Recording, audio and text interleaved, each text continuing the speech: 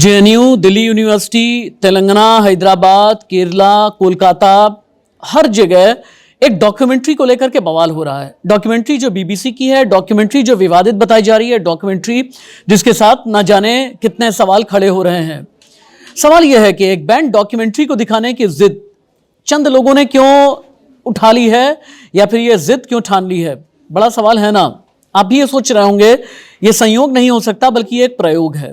प्रयोग देश में, जैसे याद है ना आपको, आज से लगभग 3 साल पहले जब शाहीन बाग के नाम पर पहले दिल्ली में आंदोलन शुरू हुआ सीए और एनआरसी के खिलाफ, उसके बाद देश के अलग अलग हिस्सों में, अलग अलग राज्यों में और अलग अलग शहरों में शाहीन बाग मॉडल के साथ में महिलाएं सड़क पर बैठ गईं। अब इस बार डॉक्यूमेंट्री को लेकर के बवाल है। सवाल बहुत बड़ा यह है कि अगर कोई डॉक्यूमेंट्री देख लेगा तो क्या बदल जाएगा, या डॉक्यूमेंट्री नहीं देखेगा तो क्या बदल जाएगा? क्या लोकतांत्रिक अधिकार आपके डॉक्यूमेंट्री देखने के बाद ही सिद्ध होंगे?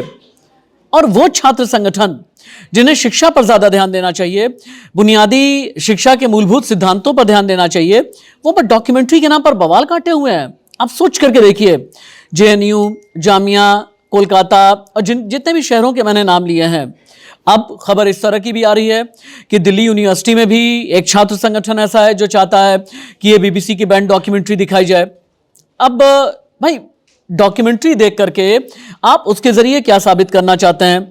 अगर देश में डॉक्यूमेंट्री को बैन किया गया है, किन्हीं वजहों से बैन किया गया है, अगर विवादित परिस्थितियों में बैन किया गया है, तो फिर यह जिद आखिरकार क्यों? यह बड़ा सवाल है। लेकिन इसके अलावा एक गुट ऐसा है, एक फैक्शन ऐसा है जो देश में एक ऐसी लहर पैदा करना चाहता है कि आज देश में कुछ ठीक नहीं है, देश में नफरत है, देश में प्यार मोहब्बत नहीं है, देश में एकता नहीं है, देश की संप्रभुता, एकता, अखंडता खतरे में आ गई है। अगर एकता, अखंडता, संप्रभुता या लोकतंत्र खतरे में होता तो आज की तारीख में सोशल मीडिया के जरिए आप जितने जहर उगल रहे हैं या फिर यूनिवर्सिटी में जितना बवाल करने की कोशिश कर रहे हैं ना, तो आप नहीं कर पाते। आपके पास में इतनी आज़ादी नहीं होती। ये आपके लिए समझने की ज़रूरत है। और सिर्फ एक नाम के साथ में या एक नाम पर ही विरोध करना और विरोध के नाम पर विरोध करना, ये कहीं से भी जायज़ नहीं ठहराया जा सकता। हाँ, इतना ज़रूर है कि अब इस बात का पता लगाना चाहिए कि आग की तरह डॉक्यूमेंट्री का जो विवाद है पूरे देश में कैसे फैल गया है, और क्या इसके पीछे किसी तरह की कोई षड्यंत्र वाली टूलकिट काम कर रही है। अगर काम कर रही है तो ये देश के लिए आगे आने वाले वक्त में बहुत बड़ा खतरा है। और इस खतरे से निपटने के लिए अपने खुफिया तंत्र को बहुत ज़्यादा मजबूत होने की ज़रूरत है, क्योंकि इस तरह के जो साजिश होती है ना, ये देश के अंदर ही नहीं बल्कि इसके प्रायोजक बहुत बार सरहद पार बैठे होते हैं। तो अगर ये स्पॉन्सर्ड तरीके से विवाद पैदा करने की कोशिश की जा रही है, तो फिर इसके पीछे का मास्टरमाइंड कौन है, इसका सूत्रधार कौन है, ये समझने वाली ज़रूरत है।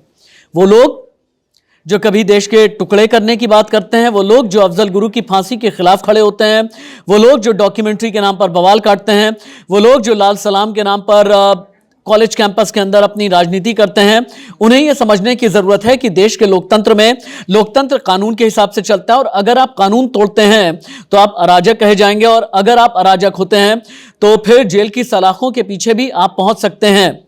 और अराजक होने के बाद अगर एक कैटेगरी आप क्रॉस कर देते हैं तो फिर आपका किया हुआ जो बवाल है ये देशद्रोह की श्रेणी में भी आता है। ये आपको याद रखने की बहुत ज़रूरत है। सवाल है, डॉक्यूमेंट्री वाले विवाद पर जितने भी पॉलिटिशियन मौन हैं, चाहे वो राष्ट्रीय राजनीति के हैं या फिर वो क्षेत्रीय राजनीति के हैं, क्या वो भी उतने ही कसूरवार हैं जितने कसूरवार बवाल करने वाले लोग? अपने आप से ये लोग सोचें।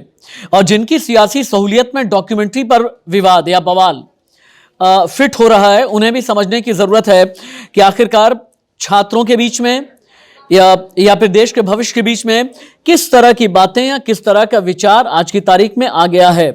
बहुत बार क्या होता है ना, कई यूनिवर्सिटी में नाम नहीं लूंगा, देश की कई यूनिवर्सिटी ऐसी हैं जहां पर विरोध को अपना जन्मसिद्ध अधिकार माना जाता है, और विरोध के नाम पर अगर कोई टॉपिक उनके पास में नहीं होता है तो आपस में बहस करके और आपस में चर्चा करके विरोध का कोई टॉपिक ले लेते हैं, ताकि उसके जरिए विरोध की आग पैदा करें और अपने आप को कभी क्रांतिकारी, कभी चेगेरा या जो बड़े बड़े क्रांतिकारी पूरी दुनिया भर में रहे हैं, उनके नाम से अपने आप उनके नाम के साथ में अपना नाम जोड़ें। आप क्रांतिकारी से विरोध करके नहीं पैदा बनते हैं।